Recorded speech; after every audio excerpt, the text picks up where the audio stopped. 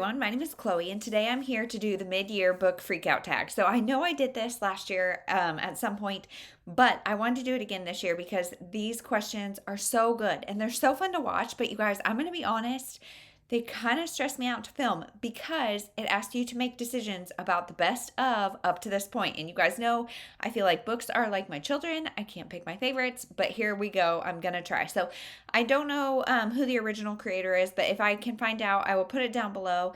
And let's just get into the questions. So the first one is the best book you have read so far this year. So that's starting off strong, you guys. I don't know how to answer that, but I'm going to say a few.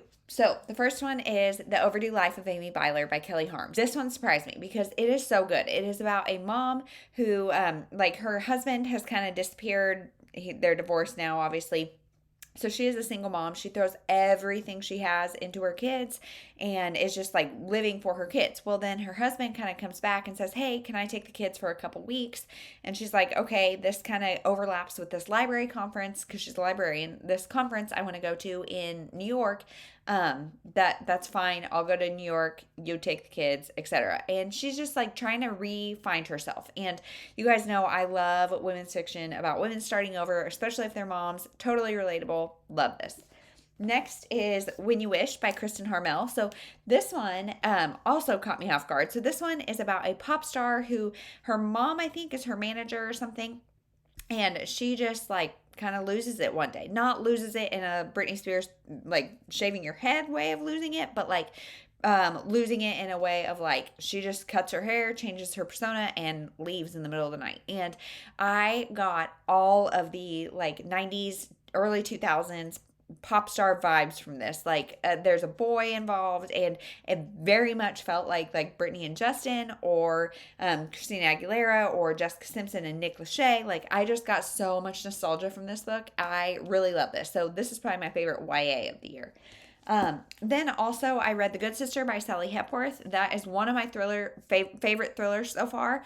And I really like that one. That's about sisters. It's got infertility. It's also got a librarian. So it's got like so many of my buzzwords. Loved that one.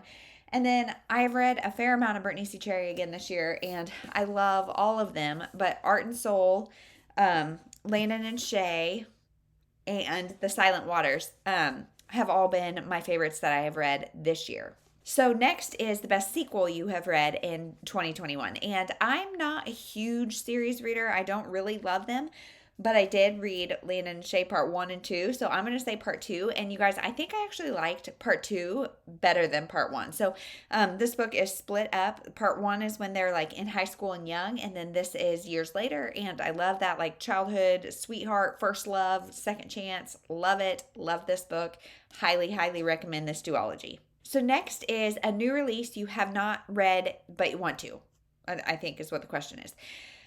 There are so many, you guys. Things release every darn day, and I'm so excited about all of them, and I just can't keep up. So I'm just going to pick from ones off my shelf, and I'm going to say Love for Beginners by Jill Shalvis. So this is number 7, I think, in her Wildstone series. Love the series. Can't wait to hear about this book. It sounds so intriguing. Cannot wait.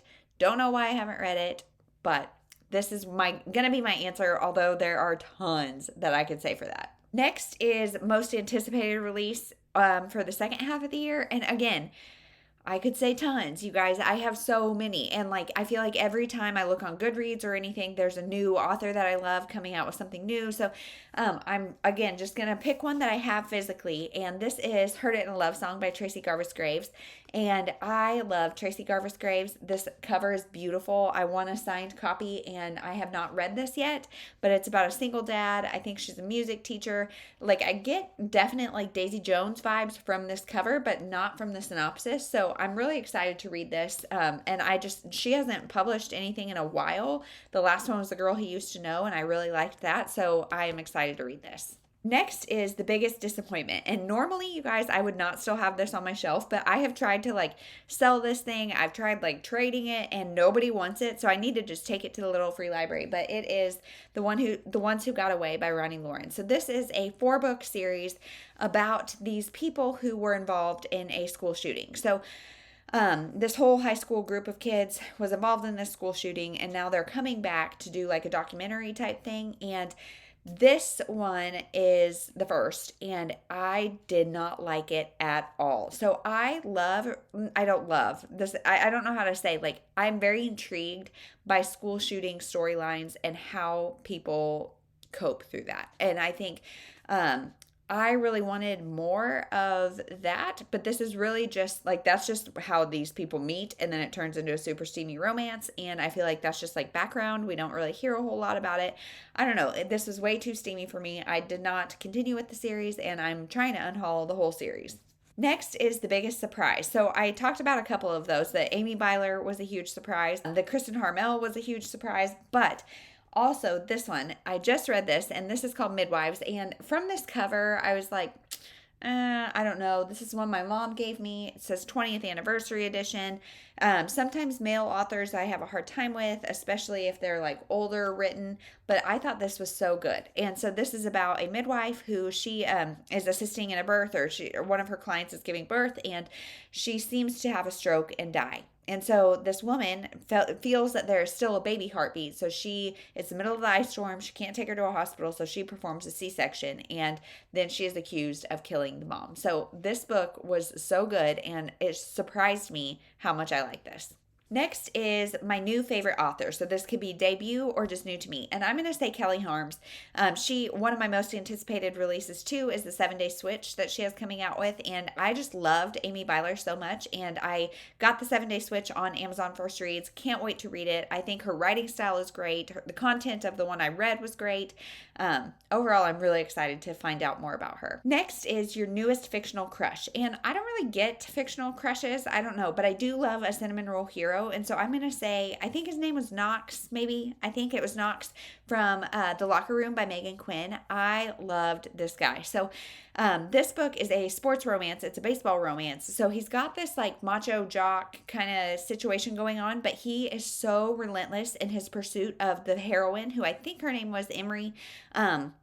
And he's just so like patient with her and kind with her and lets her work through what she's working through and like supports her in every way he can. And yes, he gets frustrated with like this pace of things, but he is so understanding and kind, and just that mixture of jock and cinnamon roll is like my type completely. So if I had to say, I would say he is my new fictional crush.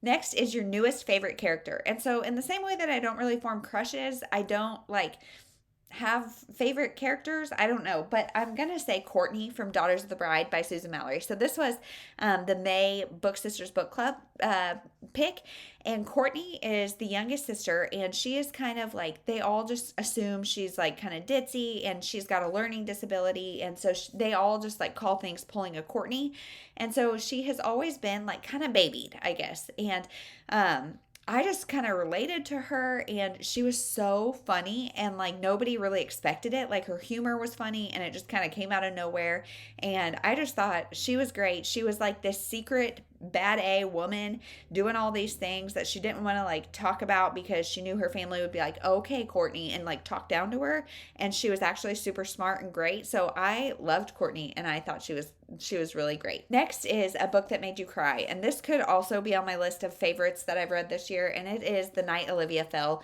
by Christina McDonald. So one day this mom gets a message or gets a call saying her daughter has fallen off a bridge, and she's like 17, and surprise, she's pregnant. So the mom goes to the hospital, and Olivia is brain dead. The baby is still growing, and this book, like, just the mother-daughter relationship, and just it was so heartbreaking and good. And the mom, like, there's like bruises on Olivia's wrists, and so she doesn't know, did she jump, was she pushed, what happened? So it's a little thriller, a little like drama. It is so good. And you guys, yeah, this one had me in tears. Mother-daughter stories can often do that to me, but this one got me. Next is a book that made you happy. And so, I don't know, like reading in general, that's why it's my hobby. It makes me happy. A lot of books make me happy, but I'm going to say The Lazy Genius Way by Kendra Adachi. So, Krista from Books and Jams actually sent me this, and that just is so kind. Like, when anybody sends me a book, especially like this one, she specially picked because of conversations we had. She thought I could use this one, and so that part made me happy before I even read it. But then I read it, and it just made me feel very comforted because so this book is a nonfiction about how to like spend your time and your mental energy doing the things that matter to you and not wasting time or mental energy on things that don't really matter. So she talks about different things like having certain, like every week you have meatless Monday, tuna Tuesday, whatever, Mexican on Fridays, that kind of thing. So at least you aren't spending the time thinking like, I have no idea what I'm going to make for dinner. Instead, you're like, okay, do I want burritos, tacos, or quesadillas? So then you're spending a lot less time thinking about things. And that's just one of many, many things. You can also say, so on Mondays, I wear jeans and a black shirt.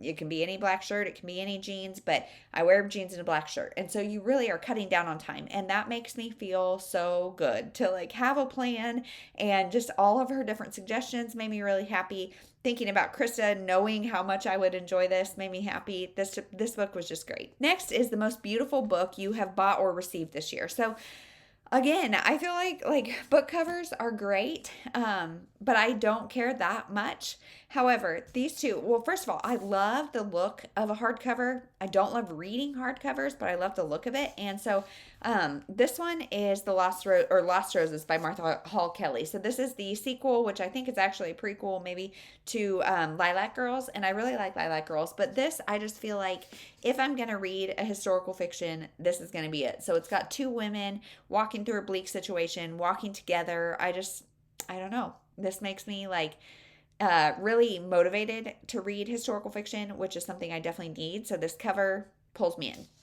The other one that I really like, and I don't know why, is Masterclass by Christina Dolcher. So you can't tell as much in person, but this like glows green. Like it is a really fun color, and like it just feels like you're like sliding down that hallway. I don't know how they did this where it like feels like there's motion. And so again, this one is a dystopian, and it feels very like creepy, fast, don't know what's going on, can't wait to read it. I haven't read either of those, but they have great covers.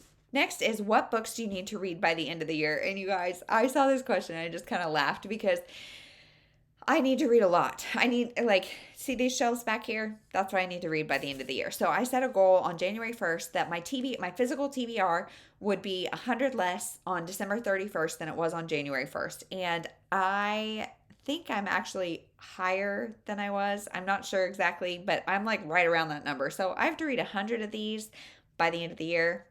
Let's see if it happens. Next is my favorite video or post that I have done this year. And I don't really have one in particular, but I have really started like doing a few different things on my channel. And one of the things that I love doing, but I have not done, is recommendations, which you may have heard me say in the past that I don't like doing recommendations because it's overwhelming.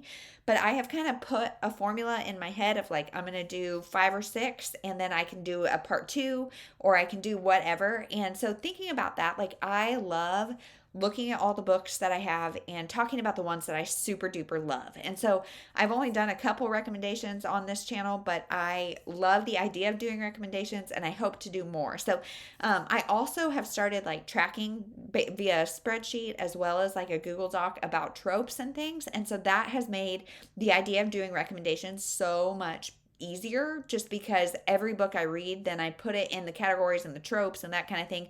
So then I can just really easily say, okay, I now I've read 5 that fit this trope. Let's do a recommendation video. So I just love that kind of like piecing together a puzzle, and then I'm talking about the books that I love as opposed to a whole bunch of books that I am like mediocre about. So yeah, recommendations, despite the fact that I have not done that many, I think I've finally found a system that works, and more are on the way. The last question is your favorite book community members, and I'm not even going to start listing people because you guys, this community is why I do it. I love so many of you, commenters, fellow creators, Instagrammers, booktubers, like there are just so many great, wonderful people in this world that I'm so grateful I found it. I'm so grateful for you for watching it, and anybody that comments and interacts. You are my answer to this question. So that is my mid-year book freakout tag. Let me know your answers below. If you have a channel or do this on Instagram or anywhere, let me know. Link it down below. And that's it. Thank you so much for watching. Here's to a fun second half of the year, and we'll see you in the next one.